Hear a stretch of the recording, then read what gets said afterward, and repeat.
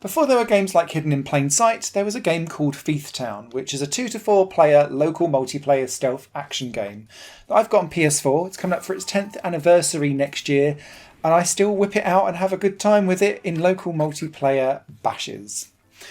This game is all about observation and choosing the right time to make your move, because it's a 2 to 4 player game where you're dressed up as a Lone Ranger in the Wild West, but you're then in a load of other thieves that are dressed just like you, wandering around, that are all AI controlled. You as the player need to spot who the other players are and go and kill them before they do the same to you. And slowly the AI opponents are weeded out so that just the players are left. So, as you're going around being observant, seeing what the other people are doing, you need to stab, shoot, bomb them to get rid of the characters as everything kind of whittles down. However, because when you make a move it's very clearly obvious that you're making a move, doing so exposes yourself, so you're needing to be very careful about your movements, but also when you do so it puts you in harm's way, because if you're going to stab someone you need to be right next to them, which puts you in stabbing distance of the player. So a player could be like standing in a corner waiting to be spotted, and then they might have already clocked you when you think you're going to stab them, and just as you get within close range they pull out a revolver, bam, you're gone.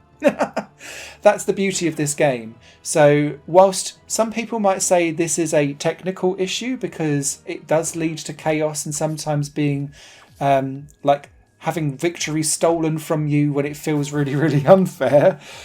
I think it actually gives a certain level of ridiculous and craziness to this game that Thief Town thrives on.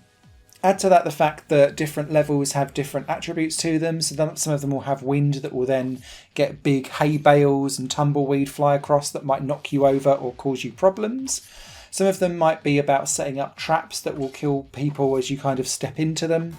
Others might have kind of AI bosses that cause you problems as well. Or it might be that you just use the play dead function and you try to blend in with other people being killed and hoping that you don't get left alone as you're kind of laying dead on the floor, and you can miraculously kill people as they walk past you.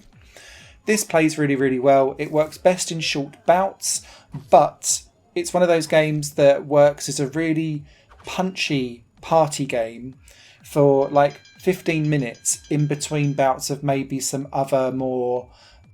complex or layered multiplayer games that you want to spend a bigger portion of time on. Thief Town works best with an impactful punch that's over quite quickly, because you can run through lots of different tricks and then park it and leave it, and then when you come back to it in other multiplayer runs in other sessions, it's not so fresh in the mind, so that people don't learn all of the tricks of the trade too much, because it's that element of chaos that keeps Thief Town fresh. I've had this on PS4, works a dream. I have heard that the PC version potentially does have some bugs with some modern day PCs and laptops, but the PS4 version works a dream for me, and it's always cheap, so thumbs up from me.